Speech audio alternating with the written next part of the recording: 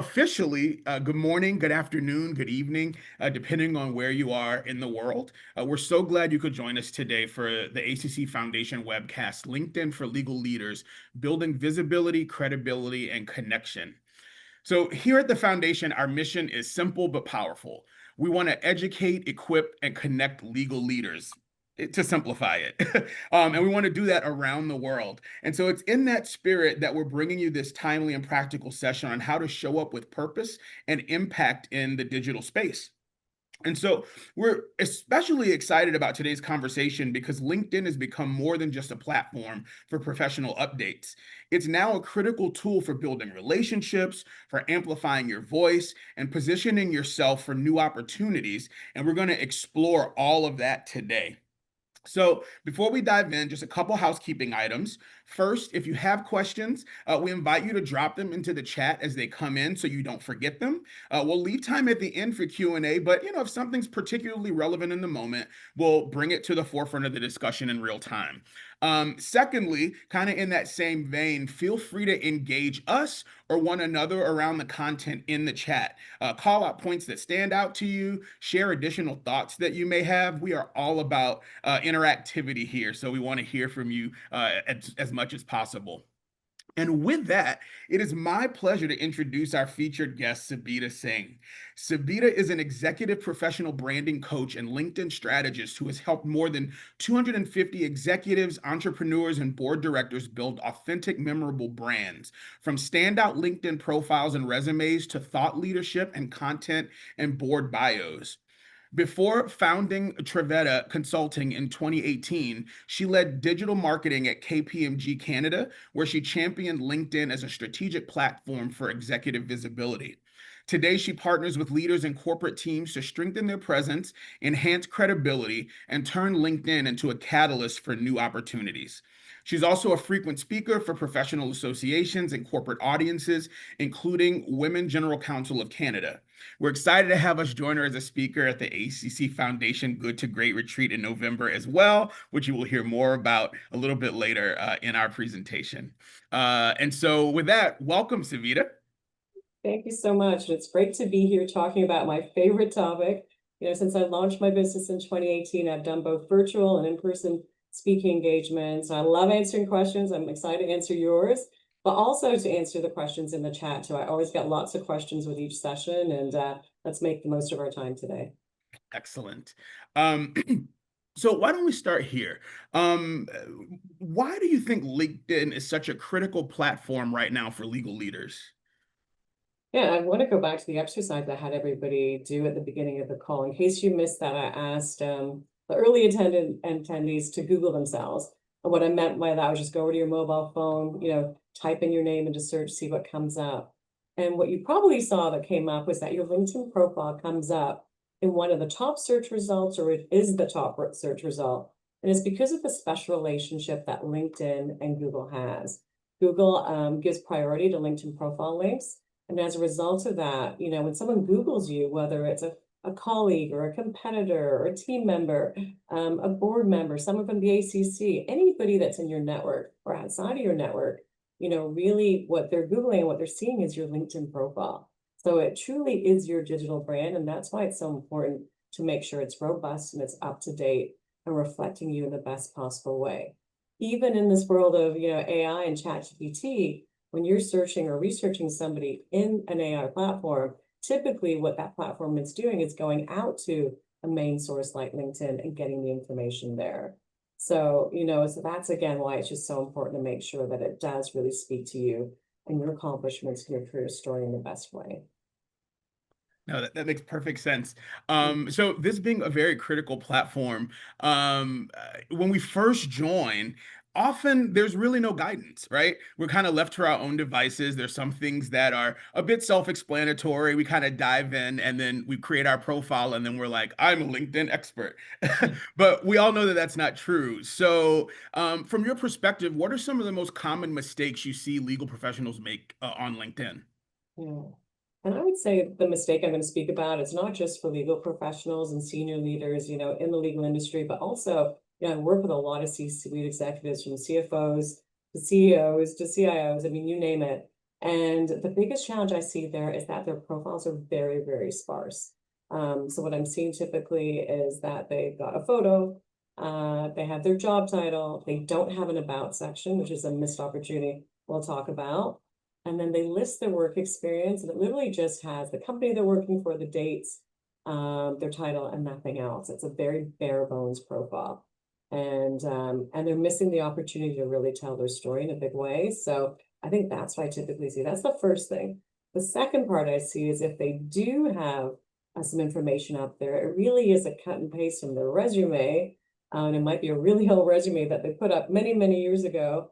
And it's in that kind of formal third person talk that really isn't how people are engaging on LinkedIn today. It's very much about that first person, direct one-to-one career story and feel versus something that's very formal like a resume. They're very different in terms of how you can handle your personal brand on your resume and also on your LinkedIn profile. No, thank you for that. And that actually brings up a really another really good point, and that is, so we hear all the time in like personal interactions, show up authentically, right? People want to connect with people who are genuine, and have relationships that develop organically, and that's no less true in digital spaces, but I feel like it seems harder to do. And so, kind of to your point about not being so formal, about not, just kind of copying pasting from your resume.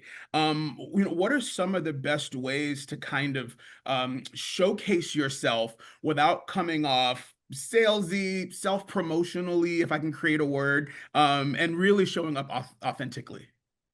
Yeah, great question. So, and I think there it's really thinking about engaging on a digital platform like LinkedIn the same way you would do at a networking event, like an ACC event, for example. I mean, you would have people get to know you, you'd share a little bit about yourself before you actually ask for anything, whether it's a business opportunity or a career opportunity, right? So when I work with my clients, I'm always talking to them about building a relationship over a series of interactions. It's an invitation to connect with a small custom message, then potentially a follow-up message, and then even a third message where you're really looking to kind of engage with the person. And then ultimately the goal is to get the person, to connect with them on LinkedIn, but also build a relationship enough that you're going off the platform and having a follow-up session, on Teams or on Zoom where you're getting to know each other in a better way. We've all seen, and we all, I think, hate when somebody connects with us on LinkedIn and right away they're selling something, and you don't want to be that person. So it really is about slowly building the relationship just the way you would, in person, and just following that same sort of protocol and methodology on LinkedIn as well. So, as promised, if I saw a question that was super relevant, we would ask it in real time. And this really goes back to kind of that first thing that we were talking about kind of building your about section and not copying and pasting your resume. Someone in the audience has asked, "I've been told by legal recruiters to keep my LinkedIn profile sparse. I've heard this more than once. What are your thoughts on that?" I'll be honest, I don't follow that methodology when I'm working with my clients. I work with a lot of recruiters. And the reason why I say that is, the people that are looking to work with you, like whether it's to hire you or to, to work in their organization or for consulting work, they really want to get to know you before they invest in you. So I do think it's important to share a solid amount of information on LinkedIn. It doesn't have to be a pile of drivel, of course, but it needs to be concise and compelling, but don't miss the key things that are really gonna help you stand out. You might get one opportunity to make an impression with a recruiter, with a hiring manager, with a prospect. And that's why I think it's important to be more robust. The people that are just looking to connect with you and just add connections, they're just going to skim your profile and move on. But anybody that genuinely wants to work with you, I think they want to get to know you. And that profile can really be a great service for yourself in terms of explaining who you are and what you do. No, that makes perfect sense. Kind of in that same vein, another one of our audience members mentioned that they were told that their LinkedIn needs to match their resume. It seems as if you don't follow that practice either. Can you expound a little bit on that? It needs to match your resume from the perspective of that personal brand, like what you're saying is your unique value proposition and what are your differentiators and your achievements. That should be consistent from your LinkedIn profile to your resume. But the feel of your resume, which is much more formal and structured, should be quite different than your LinkedIn profile. I fully believe I mean, think about it. Your LinkedIn profile is not just for recruiters, right? It really is for your entire network. So when it sounds like a resume or when it sounds like a sales pitch, you're really isolating, right? Like you're really just turning off other people in your network. You don't want to sound like a sales pitch, right? You can still share your achievements and your career story, your differentiators on LinkedIn in a more of a narrative, unless it's a formal kind of, I'm a legal expert with 20 years of experience at XXX, and I've done this, this, and this, and these are my skills. It's very dry and very formal. I think it's much better to create more of an engaging career story, one-to-one, that includes those pieces, but just does speak quite differently than what your resume does. That's my view. So what I'm hearing is we want it to be comprehensive. We want it to be concise to the degree possible, but also to the degree possible in a virtual space, conversational and Yeah. inviting people in. Yeah. And don't get me wrong, like your work experience, should read like your resume. It's the about section I'm talking about. Like where I spend a lot of time with my clients is that executive summary at the top of their resume and also what their about section looks like on their LinkedIn profile. It's got to be distinct. It's got to be different. It's got to be compelling, right? You've got to show how you're very different from the other legal professionals that do what you do. And that's why the language in there is so critical. But in your work experience, definitely. I mean, my process that I like to use with my clients and work experience is a short description of the organization, because sometimes people don't know the organization you're part of. It might not be well known or high profile. So who are they? Where they sit in the marketplace, what they do, then the mandate, what is your overarching role? How many people do you lead? What kind of budget do you manage? Those sorts of things, right? Where's your overall mandate and mission? And then your notable accomplishments, not your responsibilities, but what are those measurable accomplishments that really help you stand out and illustrate the impact that you've had? And that language, typically would be shown on your resume and your work experience and also on your LinkedIn profile as well. No, thank you. So kind of staying in this same space, and going back to the self-promotionally, I'm gonna reach out to Webster to see if we can make that an official word. uh, um, so it's important to showcase your achievements, and I think there is a balance there between beating your chest, and also the folks who, and I'm guilty of this sometimes, who shy away from talking about the things that they do, because they were told that they need to be humble, and that kind of thing. Where is that balance on the LinkedIn space of letting people know what you've done, and also creating additional points of engagement, but also kind of keeping a level of humility? Yeah, and you're right. The balance is the right word. I think a lot of us, and I talk to a lot of senior leaders, and you see it yourself. There's so much content on LinkedIn that really is just so self-promotional. It gets a bit draining after a while. And a lot of my clients don't want to be like that. It really turns them off social media. So what I like to do is work with them to kind of build out a thought leadership platform that has a combination of topics that they have a lot of, deep expertise in or interest in, as well as, what I call personal professional stories that are, not like what you see on Facebook and Instagram, but real stories that speak to something they've experienced or, even a conference or a session they've been at. And it's more about kind of sharing insights that they think would be relevant to their network. I always ask my clients to use the gauge of what's in it for them. If you've written something or you're thinking about something and you can't answer that question, what's in it for my network? And it probably is too self-promotional. There's got to be an insight in there. There's got to be a key takeaway. And that's what can switch it from being completely self-promotional into something that's a little bit more meaningful for your network. Right. No, that's helpful. Let's flip it. So, my LinkedIn feed is full of other people self-promoting, right? And not in a bad way, but I want to engage them. And oftentimes I see in those engagements, just a lot of congratulations. Oh, well done. Great job. You're great. What are ways that we can make those kinds of engagements a bit more impactful? When we're kind of responding to what others have done. So first of all, just a quick pro tip, because I usually share this in my LinkedIn masterminds with my clients that, if you're getting content from people and certain people that you're just seeing in your feed all the time, it's driving you nuts, and you don't want to see it anymore. If you see the post from the individual at the top right side, there are three dots. If you click on those three dots, you can say, I don't want to see this content. It doesn't mean that you're not connected to the person anymore. It doesn't mean they're going to be notified that you did that. It just helps train LinkedIn on what you do and you don't want to see. So that's the first thing you can do. You can kind of tuck away and hide some of that stuff. You also, yeah, see a lot of empty congratulations. You'll just see, someone puts up a work anniversary, you see 100 congrats. And I say, right, definitely really look at saying something a bit more meaningful than just congrats, like go a bit further in your comment, and even go outside of LinkedIn and actually speak to the person, like in the messaging side. So not outside of the post, but go into the messaging app and respond and email that individual directly and say, it's great to see you're still at XX organization. How's it going there? Would love to catch up. And that's how you start to just kind of separate and, reconnect with your network in a meaningful way.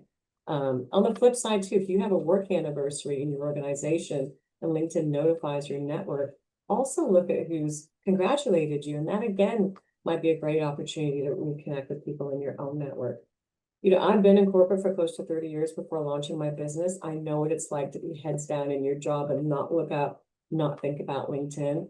Just so critical to keep your network strong, because if you ever need anybody down the road for any sort of opportunity, whether you're launching a business or looking for a new role, and you've got to go back to someone you haven't talked to in 10 or 20 years, it's really nice to keep the relationship strong through LinkedIn. And it's very easy to do. Doesn't mean that you've got to go out and have lunch with them or meet them for dinner. You literally can just engage with their content in an authentic and real way, because you really do genuinely care about them and what they're saying. And that can be a beautiful way to keep your network strong. No, very helpful. So, I've heard you say before that activity equals visibility.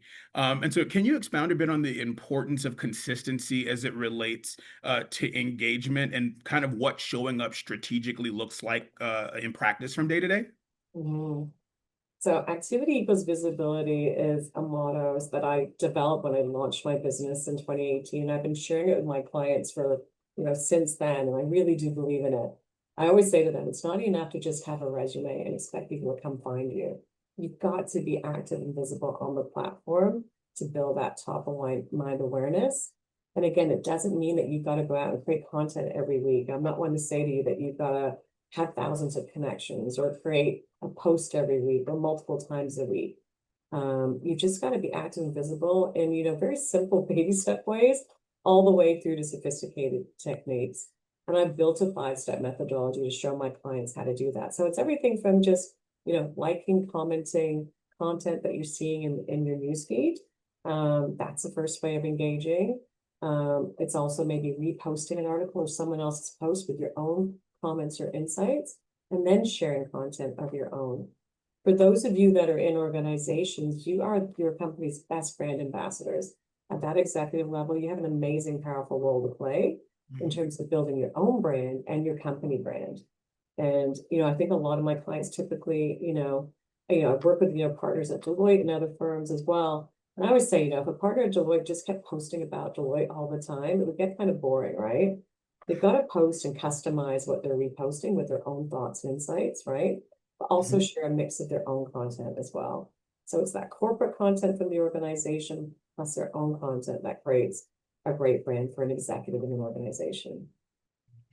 I think this is a great point to kind of segue into talking about thought leadership. Mhm. Because I think for a lot of people, and again, this isn't to all of our friends who are listening, this is not me wagging the finger at you, it's wagging the finger at myself. I think it's a missed opportunity for so many people on LinkedIn who, again, are just kind of, talking about their professional accomplishments, maybe just making connections, but aren't using the platform as an opportunity to really get their voice out there, and show their expertise in a really meaningful way. And so, can you share some of your thoughts about maybe some best practices as it relates to trying to establish yourself as a thought leader on that platform? Yeah, and LinkedIn thought leadership is an area that I'm very passionate about. It actually inspired the launch of my business. I was head of digital marketing at KPMG in Canada, like Helen said. And in the 5 years there, it was my role as well as my teams to really take the thought leadership put out by the organization and share it on our LinkedIn company page. The firm would, spend millions of dollars on thought leadership globally every year. And that's because thought leadership does work, right? Right. It was our way of showing our clients across industries, whether it's public sector to financial services to tech, that we understood what was going on in their industries, that we understood their challenges, and we understood how to overcome them. And I think, and I launched my business because I think it's not just important for big companies, but small companies and individuals to build their presence as thought leaders. And I like to show them how to do that on LinkedIn. And it is the best way to establish your credibility. Like as a business owner, people are more likely to work with you if you come across as an expert, if you build your credibility as an expert. In fact, that's what I've done with my business over these years. And as a result of that, I got the speaking opportunity with the WGCC, which is the Women General Council of Canada in May. And as a result of that, that's led to this speaking engagement with you guys now, right? The conference organization didn't know me. She just looked at my LinkedIn profile, saw that I was an expert on LinkedIn, and asked me to come out and speak to the community back at that summit. So building that brand is so key in terms of really making sure you stand out as that resident expert in your field. Again, not in a showy way. And I think the important thing is not to focus on too many topics. When I speak with my clients about building their thought leadership, it's pick one thing, even 1 to 2 things that you have a depth of expertise in and you're excited to talk about, and that you think your community would be interested in hearing about as well. That's kind of how you pick those topics. So this topic has kind of made me think about, what about the generalists, the Mhm. folks out there who may feel like they know a little bit about everything, but not enough about anything, right? How does someone like that kind of make their mark on LinkedIn? Yeah, and I think again, it's just kind of picking, 1 or 2 topics that you are excited to speak about. When I'm going through this exercise with my clients, I'll say, if you're going to speak at an event, what would you speak about? If you're going to write a book, what would you write about? And that can sometimes kind of help kind of open up what the topics would be. And again, building a presence on LinkedIn doesn't just have to be about the thought leadership if you're a journalist. It can be about another topic that you really care about, whether it's team effectiveness or employee recognition or mindfulness or, those types of topics as well, inclusion, all of those things are other topics. And I will typically tell my executive clients to build a thought leadership platform that speaks to that kind of corporate, topic, but also that personal professional topic as well. For example, I worked with a CEO of a company called Alpha Labs, and it's a lab diagnostics company. And his corporate content was really around just kind of trends and research in the lab diagnostics space. That's one side, right? And then Mhm. the other side of it, he was building a new executive team in his organization. And what he spoke about on the other side, the more personal side, was building a high performing team and what that looks like and how he inspires that team. So you can see literally just 2 topics, and that's it. If you go too wide, you really don't get known for anything. Right. Just picking 1 or 2 things to talk about and go deep on is the way to go. No, thank you for that. It's really helpful. Mhm. I'm seeing some questions in the chat and they're getting Yeah, thumbs up from other attendees. So it seems as if they're burning questions. So I'll touch on a few of those before we kind of move on. sure. Yeah. Um, what if your company prefers you not to post on LinkedIn? Any thoughts about posting and managing company policy versus your legal role at the company?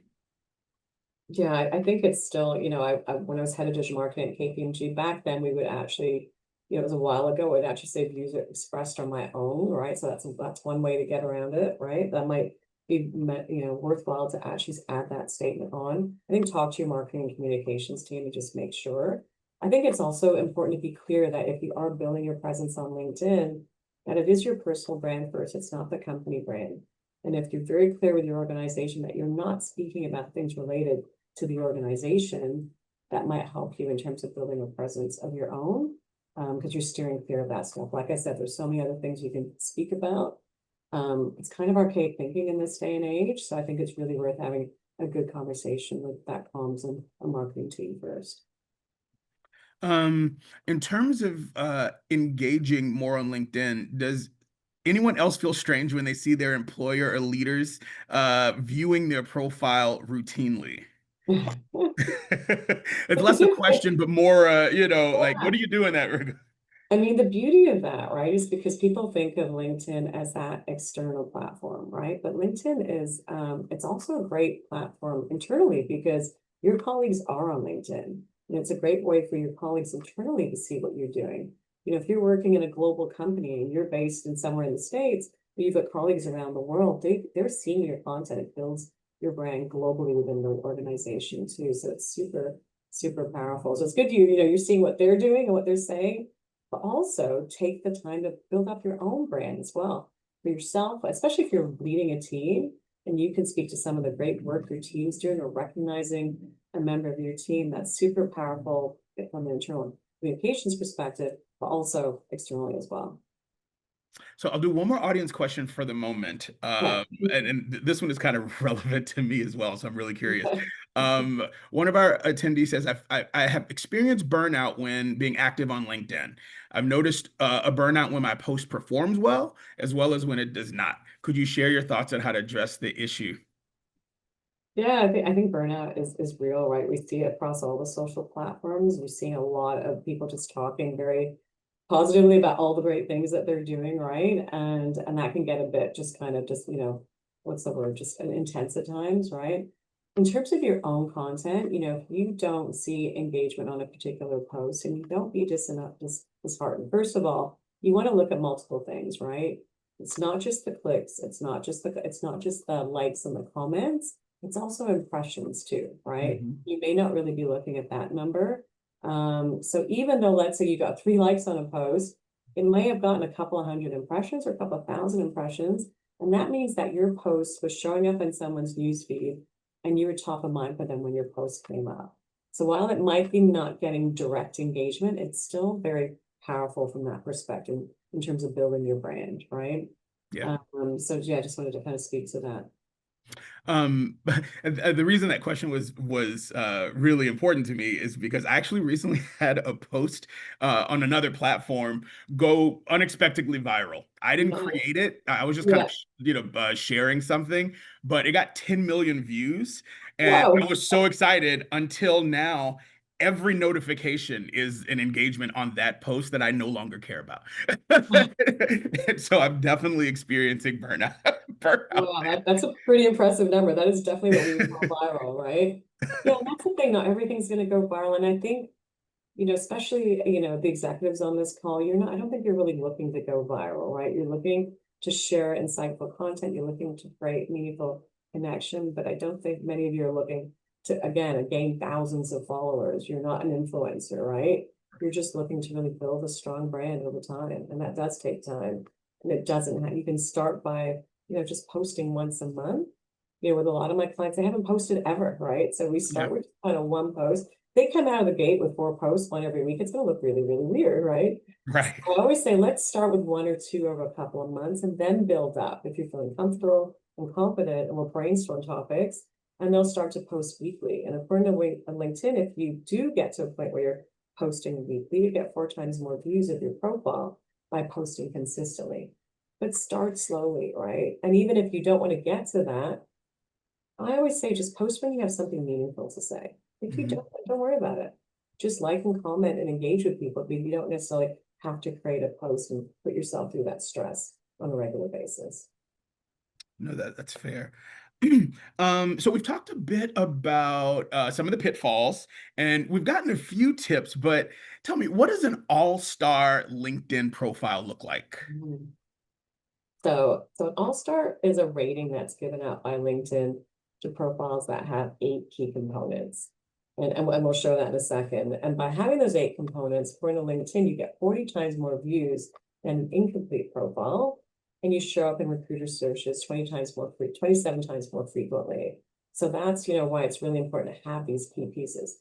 Here's the challenge with LinkedIn. It used to show you, like if you go to your LinkedIn profile now, and you go and you see your profile at the top, it used to tell you if you are an all-star. Very easy. Now it's flipped in. It will tell you if you're not an all-star.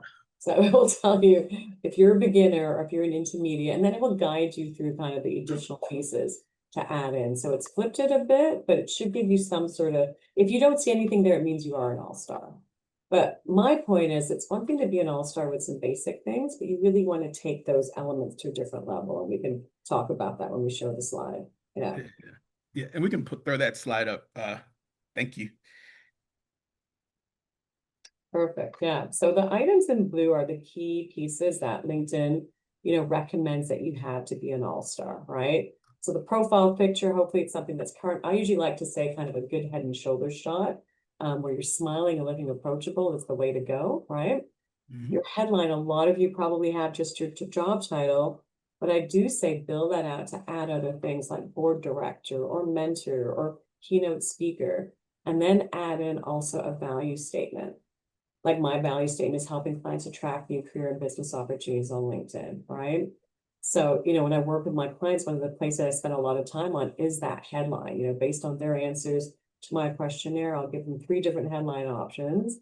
And then they get to kind of pick and mix what that looks like. Because that's the piece that really stands out. When you're, commenting or when people look at your profile, your headline is that first big piece to get attention. And if it's good, then hopefully people are wanting to read more, learn more about you, right? So Right. that's the headline. Then there's the about section, which we spoke about earlier. Again, it's that moving away from what I call the resume rehash into something more that's more of a first person career story. And it's okay there to get personal too and share a key fact about yourself. I had a client that had been to Disney 25 times and she put that on her profile. Like, what a great conversation. And not at the beginning, of course, but near the bottom. But just a great call. Some of my clients love wine, some of my clients love travel, there's sports they're involved in. That can be a great conversation starter when you're getting on a call with somebody. So all of those pieces can come into your about section, including your board work, including your work in the community. Those things all create a robust and really beautiful profile. Your experience we talked about, like just kind of the format for that in terms of your, description of the company, the mandate, your top accomplishments, and that can build out the experience, which is great for your brand, plus your company brand. The rest of these are pretty straightforward. I'm just going to talk to the ones in purple for a second then. Top banner image. I just find that creates a really great impression at the top of the page. So, with my clients, they'll find a top banner image. Sometimes I'll guide them to a site called unsplash.com, unsplash.com, where you can get royalty-free photos, or just to Google. And you're looking for photos that reflect, the industry that you're in or the role that you have. You can't think of anything like that. Like even just type in something like blue texture or red and white texture, and you'll get graphics that kind of have a nice mix of colors that you can even put at the top there. And that just creates that nice first impression. Let's talk about recommendations. This is another one of mine, right? So I believe, a lot of recruiters especially are looking to bring, key contributors, high performers and good team members into organizations. So having a couple of recommendations, or I always tell my clients, especially if they're in transition, looking for their next role, to have a couple of recommendations each year that are current. A lot of my clients will work on their whole LinkedIn profile, and then you go to the recommendations and it's from 2010 or or earlier, and it just dates the whole profile. So, get a couple of recommendations from your colleagues and also offer to do the same for them as well. And that's what really creates a great all-star LinkedIn profile. Just wanted to take you through that. You might have some questions on that, but that's just a high level run through of what it looks like. No, no, that was great. Extremely informative. We Yeah, actually have a few follow-up questions from that in the chat. I'll go to I had a those. feeling. Yeah. The first is, can you repeat where you should look to see your all-star status? Yeah, that's right. So when you're on your LinkedIn profile, like when you just see your LinkedIn profile, like sometimes you have to go into that me icon across the top and click on that, and you'll see your profile there. Right below, like the top part, it'll have a section kind of a third through that where I'll just kind of tell you whether or not you're an all-star, you're an intermediate. It's not super intuitive, I'm sorry to say. But when you're in that edit or view profile mode, it should sit near the top of the page telling you what you are. If you don't see anything, remember that means you are probably an all-star. If not, you're seeing beginner or intermediate, and it's guiding you through the pieces to add in. There. How important is it to get verified? I'm actually going to add a little bit onto this Mhm. question because there are other elements of LinkedIn, a kind of a deeper sections like the premium section that you pay for, but what's the value of that? What's the value of getting verified, as this person has Yeah. asked? Yeah. So let's start with getting verified. It's up to you whether or not you want to do that. Verified just, in this day of like hackers and scams and whatever it might be, it just means that your profile has credibility and it really is you. LinkedIn basically has tied in with a third party where you would put in your driver's license or your passport. You may be uncomfortable with doing that. But if you're comfortable with doing it, then it will then give you that kind of check mark to say that you're verified. I think that's, if you're working, at a senior level in an organization, I don't think you need to worry about that so much. But if you're a business owner and you're reaching out to people for, lead generation, for example, it's probably nice to show that you are legitimate and that you are real, and you might want to go through that process. No, no, that's fair. Um, You're asking about premium too. That's always a good question, right? Whether yeah, yeah. free versus premium. I get that question a lot. I think there's a lot you can do on the free platform without having to go to premium. Premium, one of the biggest benefits of it is really around, 90 days of seeing who's checked out your profile. And you want to take a look at that and ideally even engage with those people if you want to that have checked you out, because that might be, again, an opening to a great new connection and new relationship, especially if you're a business owner or especially if you're in job search right now. It's good to kind of keep an eye on that. So you could turn it on for a couple of months and turn it back off, whatever you might want to do. But personally, I think that's the biggest value, is that kind of seeing who's checked out your profile. Yeah. To that point, I Yeah, forever only had the regular, and I just switched to the premium because I'm using it yeah. more professionally, and that is a really good feature. Is Um, that the main feature that you like the most too? Is oh, that, absolutely. yeah, yeah. But that's because I'm nosy. Um, so we have a real practical question. What's the difference between views and impressions? Ah, it's pretty much the same thing. Yeah, views and impressions, because you've got impressions and then you've got likes and then you've got comments. Those are kind of the three different things, right? So that's, again, that's your post kind of showing up in someone's news feed and how many people are seeing your post. They may not necessarily be engaging with it, but they've seen it and they've seen you. And again, it's put you top of mind. Yeah. Um, so before I kind of dive back into the audience questions, I do want to ask kind of what's the low-hanging fruit? And you may have already touched on it in some of the Mhm. amazing advice that you've already given, but if I'm leaving this webcast today, what's Mhm. the first thing I should do to kind of elevate my profile in a short order? Yeah, I think the biggest thing is to take a look at your profile and see if it's written in first or third person and flip that over to first person. I think that's the first thing to do. If you don't have an about section, add in even a paragraph that kind Hmm. of speaks to who you are, what you do, and why you love what you do. Usually when I send my clients my questionnaire, will ask things like, how'd you get new fill? Why do you love what you do? What makes you unique? What are your top career accomplishments? If you answer those sorts of questions, in that about section, that's a great way to build that out. So I think it's that flip from third to first and moving away from that really just cold formal resume feel into something that's more just engaging and more warm and more human, right? Yeah, yeah, no, absolutely. Just a quick reminder to everyone, if you have questions, feel free to drop them in the chat. I've got a few more of my questions, and then I'm coming to you all in earnest. So get ready.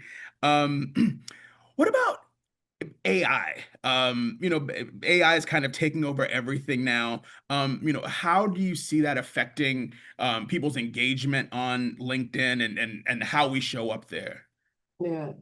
And I think for all of you in terms of using, I don't know how many of you actually use AI, but AI can be even helpful in creating your content. It's not, the way I talk to my clients about it is it can help you brainstorm on topics that you want to speak about on LinkedIn, right? So the latest trends, and you can even say to AI, I want to write a post on XX topic, give me a few topic ideas, and it will tell you kind of what's going on. You can pick from that.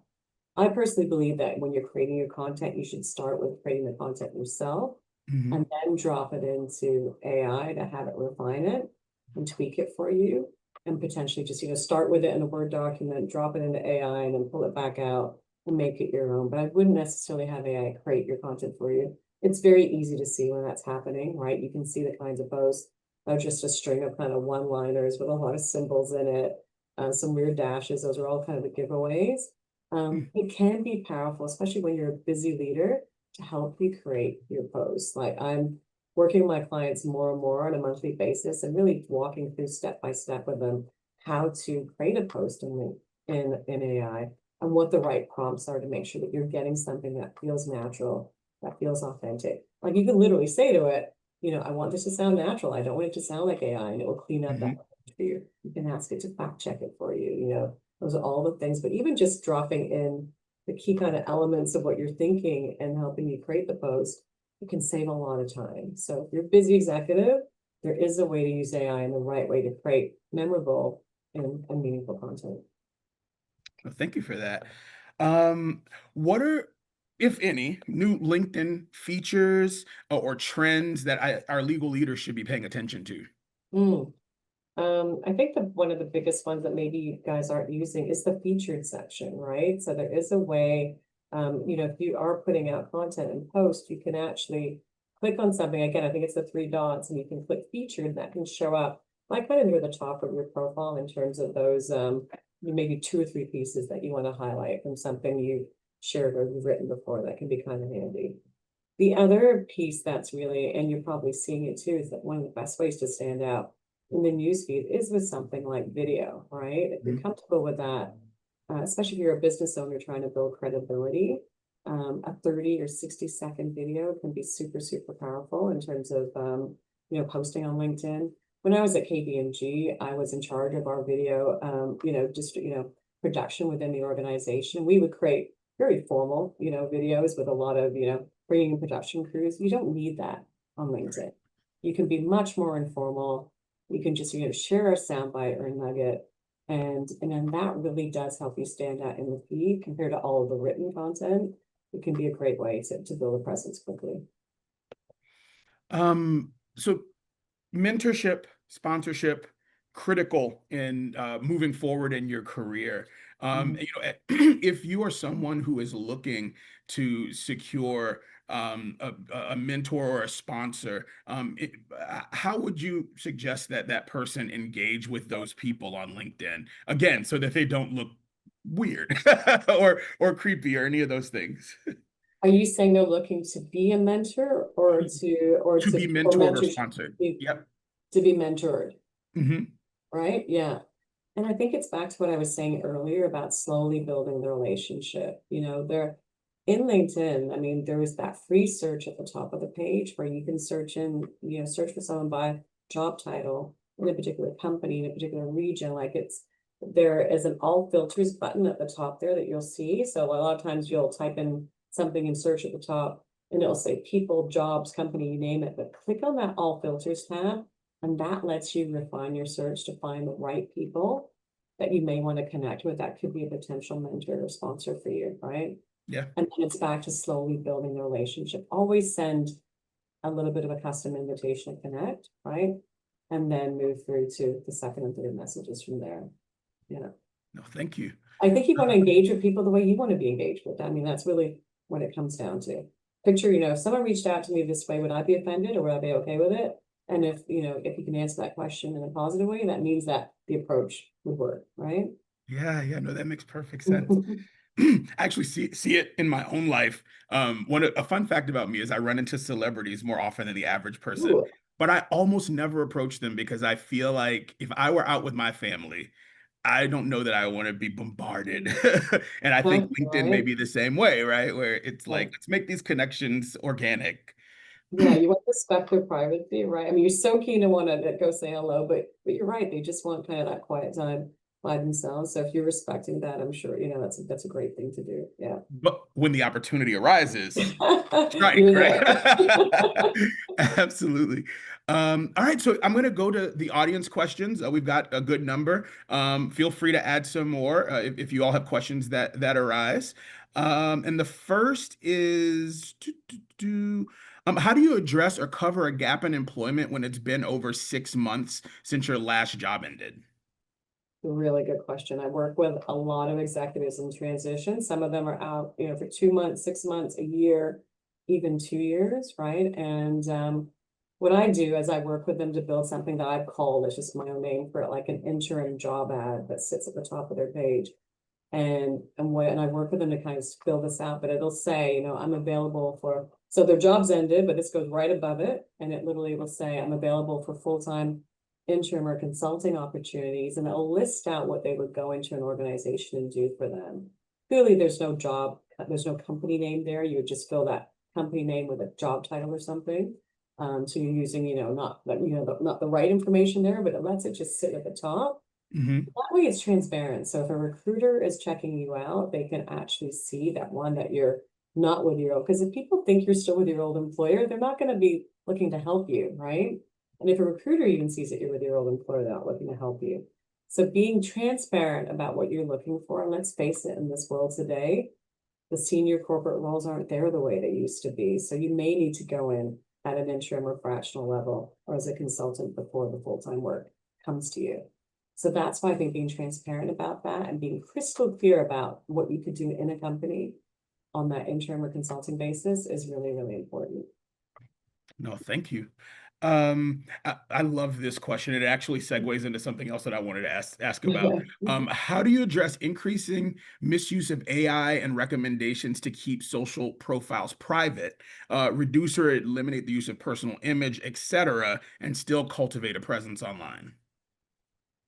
So repeat that for me about like it's So they're essentially asking like, there's this increasing misuse of AI as it relates to sharing personal information and search outputs and stuff like that. But generally, for someone who appreciates their privacy, how do they still cultivate a meaningful presence online while Mm. honoring their desire to kind of stay in the shadows a bit? Yeah, excellent question. And I think, a big part of that is in your settings, right? So the first thing I always tell my clients to do is go into the settings, and the way you get there is, you go across the top navigation to that circle with the me icon in your face. You go down and you'll see settings and privacy. It's a completely separate platform with probably over 100 different settings you can pick. The first one is that going into security into that area and turning on two-factor authentication to make sure that your profile stays private to you and a hacker can't get in there. And I'd recommend that all of you do that after the call. So, in order for someone to get access to your profile, a link gets, code gets sent to your phone. If they have your phone, then they can't do that. So Hmm. definitely turn on 2FA or two-factor authentication. The other thing you can do is you can really decide how much of your profile you really want to show people that aren't in your network. Like you can, if you're in job search, where some of my clients are, I will tell them to kind of open it up because you want people outside of their network, like recruiters, to be able to see their profile. If you're really in an organization, you're really happy and you just want your network, who's connected to you or your organization or people to see, you can just share more of your information or only share your information with your network. So you can play around with those visibility settings to decide how much of your profile you want to show. If you're unsure about any of these things, you can just go into ChatGPT after the call and just say, how do I, turn on 2FA, or how do I improve my visibility or only show it for my network, and it will guide you through it. I can't walk through all of it today, but it's going into those settings and really locking down certain things that can really help you protect your I would privacy. also add, when you go into ChatGPT to ask it that, also say, stop sharing my personal information. Exactly, right? Totally, totally. We both know that doesn't work. Yeah, I wish. I wish it was Um, that simple. right, right. Okay, I have a long bio on LinkedIn that is similar to my full corporate profile that gives detail about my prior work experience. I just went in to see what happens if I say rewrite with AI, and it made a really short and just listed past experience with no detail. Like I previously worked at XYZ. Is it better to have the detailed version that takes up almost the full word count or a short, pithy version? Well, if it's about so first of all, you always have to take AI with a grain of salt, right? So that's why, if you're using AI, you've got to look at what it's giving you, you've got to fact check it, and you've got to think about it yourself and make sure it's got the right pieces. So it can help a bit, but it's not the be all and end all. And AI, don't forget, it can't really figure out your unique value proposition, right? Like that's something that's going to come from you or come from working with someone like myself. So that really is crystal clear. That's the piece it doesn't get. I think with your work experience, though, you don't necessarily want to have that all in your about section. There might be some of that you're going to bring into obviously the listing under your work experience as your top role, where you can share some of that information. So you've got a little bit in your about section, kind of high level, but then you go into more depth in the work experience section under the listing of your role. I hope that helps a bit, you know? Yeah, yeah. No, I think that makes sense. Um, what's your take on the feeling that many posts look the same? Is essentially Mm, AI written? that's really it, right? It's because a lot of it's AI written, so it has that kind of same tone, that same feel. It's not really formal paragraphs that are there. It's just kind of like a stream of consciousness almost that you kind of see. And that's why I think, being different than that, that's why I love working with my clients. A lot of my clients have like, really haven't loved social media before. They don't really want to be on it. Because they don't like what they see. But I think for many of you, you can really be different. You can have a different perspective. You can create your content in a rich, real human way. So it doesn't sound like AI. And again, I would say kind of the stuff that's just kind of flat and fluffy like that, use those three dots and tone down those people. And then start following more and taking a close look at the content that you do like, that you can Mhm. wear that kind of content and feel like what you create. Because there's some people that are still hopefully doing it well against all the stuff that just looks very light and fluffy and AI sounding. Um, how successful is the open to work banner in your opinion? Mm, well, That's another that's another big question. So I was leading a webinar for 5 years with an executive search firm. And on average, we'd have 50 to 100 execs in transition on the call every couple of months. It was crazy, especially during COVID. And that question about open to work came up, or we address it every single time. So a couple of things. I mean, first of all, I wish that it wasn't just that big symbol around your face because it just looks, kind of awkward and uncomfortable. And there can be a stigma around it, but there is a benefit to it. One, it lets your network know that you're available, right, for work. For recruiters as well, especially when they're looking for people for interim roles. Some recruiters don't get the recruiter version of LinkedIn. They can't afford it, right? So they Mhm. will just kind of, look for the open to work symbol on the public side of LinkedIn. And that will help them find people that are available for roles right away. So it can be super powerful that way. So there's a benefit to it for your network and for people just trying to helping you find work. If you're not comfortable with that, then I would say that you just kind of build it in. You put the open to work for recruiters on the back end, but if you're in corporate, don't forget that if you do that, the recruiters in your organization might see that as well. So just be wary of that. Or you also can just say on your profile, if you're open to sharing it, just, I'm available for full-time interim and consulting opportunities in your about section, right? And Yeah. also that job ad I spoke about where you can kind of build that as well. So it's a tricky one. You've got to just go with your comfort level, right? But for recruiters, it is very helpful. And but yeah, it's a tricky one because I know it can feel weird having that up there. You don't want to come across as desperate, but Mhm.